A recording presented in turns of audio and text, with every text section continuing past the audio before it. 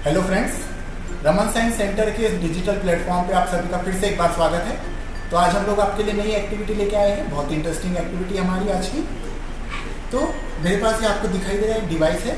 क्या आपको पता है इस डिवाइस का नाम क्या है? इस डिवाइस का क्या काम होता है? इस डिवाइस का नाम है पेल्टियर मॉड्यूल। बहुत ही इंटरेस्टिंग डिवाइस है ये। इस पेल्टियर मॉड्यूल से हम हीट डिफरेंस को डायरेक्टली कन्वर्ट कर सकते हैं इलेक्ट्रिक एनर्जी में। मतलब अगर हम इस पेल्टियर मॉड्यूल में एक तरफ हीट करते हैं और एक तरफ कोल्ड करते हैं तो इस पेल्टियर मॉड्यूल से हम इलेक्ट्रिक करंट जनरेट कर सकते हैं। तो इस पेल्टियर मॉड्यूल का यूज़ करके यहाँ पर मैंने एक असेंबली बनाई है। इस तरह का एक डिवाइस बनाया है मैंने। तो यहाँ पर आप देख सकते हैं इस डिवाइस का नाम है थर्मो इलेक्ट्रिक जनरेटर। तो ये थर्मो इलेक्ट्रिक जनरेटर क्या करता है कि हीट डिफरेंस को डायरेक्टली इलेक्ट्रिकल एनर्जी में कन्वर्ट करता है। इस तरह यहाँ पर देख सकते हैं आप, एक हीट सिंक लगी हुई है जिसपे एक पेल्टियर मॉड्यूल रखा हुआ है ऊपर। ये देख सकते हैं आप, यहाँ पर एक पेल्टियर मॉड्यूल रखा है। इसमें हीट सिंक है जिसमें से जो हॉट साइड है पेल्टियर मॉड्यूल का वो हीट सिंक के ऊपर रखा हुआ है, और इस कोल्ड साइड पर हम बर्फ़ रखेंगे इसके ऊपर।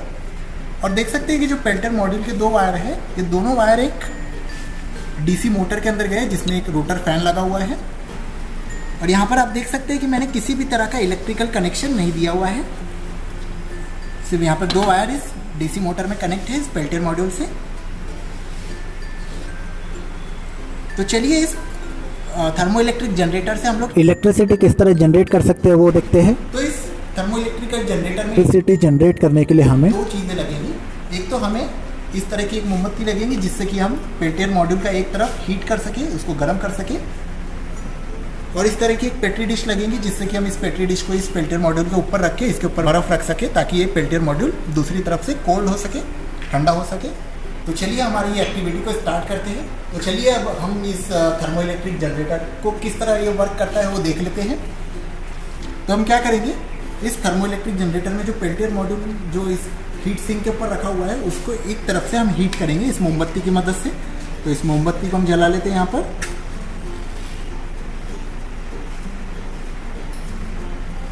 और इसको हम इस हीट सिंक के नीचे इस तरह से रख देते हैं।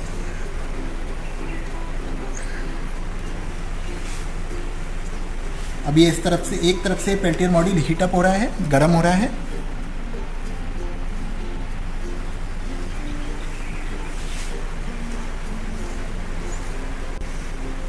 इसमें इलेक्ट्रिसिटी जनरेट होने को थोड़ा टाइम लगेगा क्योंकि जब तक ये टेम्परेचर डिफरेंस इतना सफिशिएंट नहीं हो जाता कि इलेक्ट्रिक पोटेंशियल डिफरेंस जनरेट कर सके तब तक ये फ़ैन रोटेट नहीं होगा। लेकिन जैसे ही हीट डिफरेंस इतना ज़्यादा हो जाएगा कि एक इलेक्ट्रिक पोटेंशियल डिफरेंस जनरेट कर सके तब ये फ़ैन रोटेट होने लगेगा।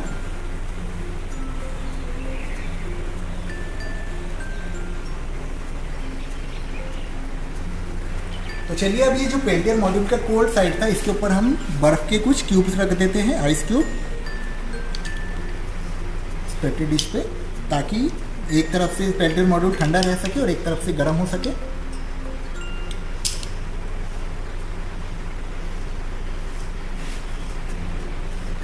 तो अब आप यहाँ पर आप लोग देख सकते हैं कि एक तरफ से ये पेल्टियर मॉड्यूल हीटअप हो रहा है, गर्म हो रहा है मोमबत्ती की मदद से, और एक तरफ इस पेल्टियर मॉड्यूल के ऊपर आइस ट्रे रखा हुआ है जिसमें कुछ बर्फ के टुकड़े। अब यहाँ पर आप देख सकते हैं कि हम लोगों ने जब थोड़ा देर वेट किया यहाँ पर, तो थोड़ी देर वेट करने के बाद ये जो फैन है ये रोटेट हो रहा है। तो इस तरह जो हीट डिफरेंस के कारण यहाँ पर इलेक्ट्रिसिटी जनरेट हुई है और ये फैन आपका ईजिली रोटेट हो पा रहा है। अब जैसे जैसे अगर ये टेम्परेचर डिफरेंस को हम बढ़ाते हैं तो उतनी ज़्यादा वोल्टेज यहाँ पर जनरेट होगा और ये फैन उतनी ज़्यादा स्पीड में रोटेट होगा।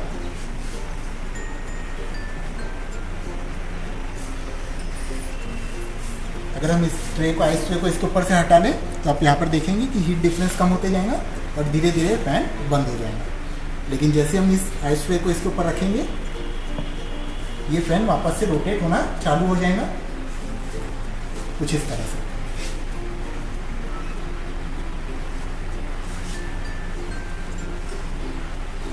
तो चलिए थर्मो इलेक्ट्रिकल जनरेटर किस तरह वर्क करता है, इसके पीछे का साइंटिफिक प्रिंसिपल क्या है, हम लोग यहाँ पर एक डायग्राम के माध्यम से समझने की कोशिश करेंगे। सो यहाँ पर आप देख सकते हैं कि इस तरह का एक डायग्राम बना हुआ है हमारे पास। तो ये डायग्राम जो अभी आपने थर्मो इलेक्ट्रिकल जनरेटर देखा वो किस तरह वर्क करता है, उस इफेक्ट का नाम है, जिस इफेक्ट पे ये थर्मो इलेक्ट्रिकल जनरेटर वर्क करता है उस इफेक्ट का नाम है थर्मो इलेक्ट्रिक इफेक्ट। तो ये थर्मो इलेक्ट्रिक इफेक्ट क्या कहता है कि thermoelectricity refers to a class of a phenomena in which a temperature difference creates an electric potential और electrical potential creates a temperature difference. जैसे कि यहाँ पर आप लोगों ने देखा इस मॉडल में कि हम लोगों ने जब वो टेम्परेचर डिफरेंस वहाँ पर अप्लाई किया तो एक तरह का इलेक्ट्रिकल पोटेंशियल वहाँ पर डेवलप हुआ जिससे कि वो इलेक्ट्रिकल मोटर रन कर पाई। अब जो आप लोगों ने एक थर्मो इलेक्ट्रिकल जनरेटर देखा, वो डिवाइस क्या करता है और किस इफेक्ट पर वर्क करता है, यहाँ पर भी वो लिखा हुआ है कि thermo electrical generator is the device that converts the heat energy directly into electrical energy. आप में से बहुत लोगों ने थर्मल पावर प्लांट के बारे में सुना होगा। उस थर्मल पावर प्लांट में क्या होता है कि एक तरह की पहले हम हीट एनर्जी से हम वाटर को हीट अप करते हैं, बाद में वो हीट एनर्जी एक टरबाइन को रोटेट करने के लिए यूज़ की जाती है, यानी कि वो हीट एनर्जी एक मैकेनिकल एनर्जी में कन्वर्ट होती है और फिर वो मैकेनिकल एनर्जी एक इलेक्ट्रिकल एनर्जी में कन्वर्ट होती है। मतलब जो थर्मल पावर प्लांट है ये 3 स्टेप का प्रोसेस होता है, यानी कि heat energy converted to mechanical energy, then mechanical energy is converted to electrical energy. But thermo electrical generator में क्या होता है कि हीट एनर्जी डायरेक्टली कन्वर्ट हो जाती है इलेक्ट्रिकल एनर्जी में, यानी कि जो थर्ड स्टेप होता है थर्मल पावर प्लांट में, थर्मो इलेक्ट्रिकल जनरेटर के केस में थर्ड स्टेप हम यूज़ नहीं करते, हम डायरेक्टली हीट एनर्जी को इलेक्ट्रिकल एनर्जी में ट्रांसफ़र कर देते हैं। तो जो थर्मो इलेक्ट्रिकल जनरेटर है वो सीबैक इफेक्ट पर वर्क करता है। अब ये सीबैक इफेक्ट क्या होता है वो भी यहाँ पर लिखा हुआ है, देख लेते हैं हम लोग। तो सीबैक इफेक्ट क्या कहते हैं कि सन 1831 में थॉमस जोहानन सीबैक ने सीबैक इफेक्ट का डिस्कवरी की थी। तो उसके हिसाब से सीबैक इफेक्ट क्या कहता है, when the junction of 2 different metals or semiconductors are maintained at different temperature the EMF is produce in the circuit, this is known as Seebeck effect. तो इस डायग्राम से हम समझने की कोशिश करेंगे। यहाँ पर आप देख सकते हैं कि दो मेटल रखे हुए हैं। ये है एक मेटल ए और ये है मेटल बी। सपोज ये मेटल ए है कॉपर का और ये मेटल बी है आयरन का, Fe का। तो जब ये 2 मेटल्स को हम यहाँ पर कनेक्ट करते हैं एक दूसरे से तो इन 2 पॉइंट्स को कहा जाता है जंक्शन। जंक्शन मीन्स यहाँ पर 2 पॉइंट आके कनेक्ट हो रहे हैं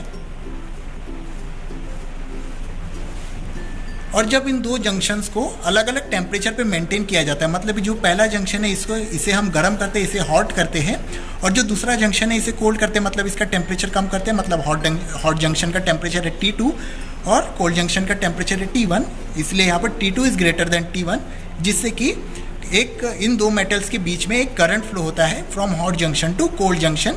अगर हम यहाँ पर एक गैल्वेनोमीटर या कोई लोड कनेक्ट करें, जैसे कि हमने इस केस में फैन कनेक्ट किया था, तो यहाँ पर आप गैल्वेनोमीटर में डिफ्लेक्शन देख सकते हैं या आपका फैन रोटेट होता हुआ यहाँ पर आप लोग देख सकते हैं। तो इसमें करंट फ्लो किस तरह होता है कि करंट फ्लो होता है T2 से लेकर T1 के डायरेक्शन की तरफ।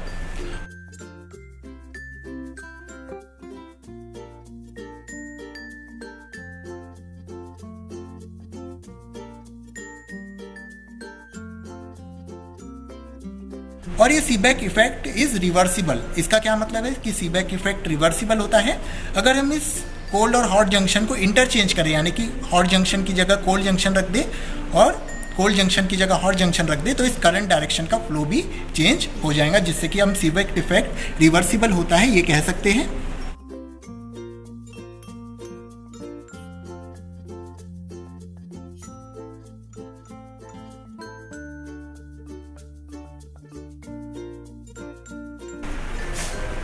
सो फ्रेंड्स, आई होप आप सभी को ये वीडियो बहुत अच्छा लगा होगा। तो कुछ इसी तरह की और वीडियो देखने के लिए आप लोग रमन साइंस सेंटर के फेसबुक पेज को ज्वाइन कर सकते हैं और इस वीडियो को लाइक और शेयर करना ना भूलें। Thank you very much.